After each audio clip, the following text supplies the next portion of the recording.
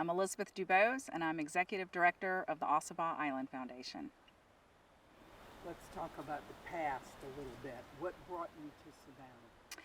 I moved to Savannah in September of 1989 to study historic preservation at Savannah College of Art and Design. And how did you first hear about Ossabaw?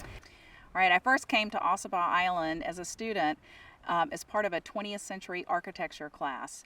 We were studying Henri Qualin, the architect who designed Mrs. West's house, and we had the great honor of her giving us a tour of her home. And that's the first time I came to Ossabaw. So, how did you happen to get with Ossabaw as a job? So I originally saw an ad for the foundation, and I applied to that, and apparently 450 other people applied. So I really heard nothing from that first application.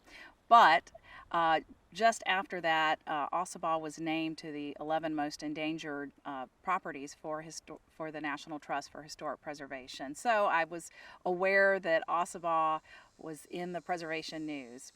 So about 4 years after that listing, I got a call from a friend of my dad's, and he called to tell me that he met the chair for the Ossabaw Island Foundation, who then lived in Atlanta, and they were looking for a staff person who could come and work on the island and work with groups.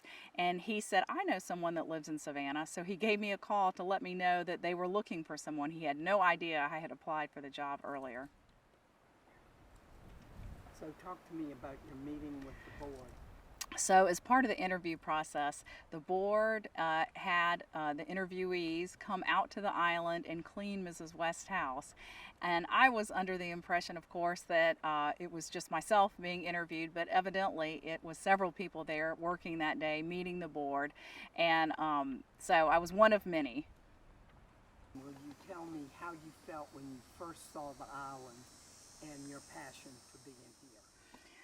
So I grew up going to Cumberland Island from when I was 12 years old on.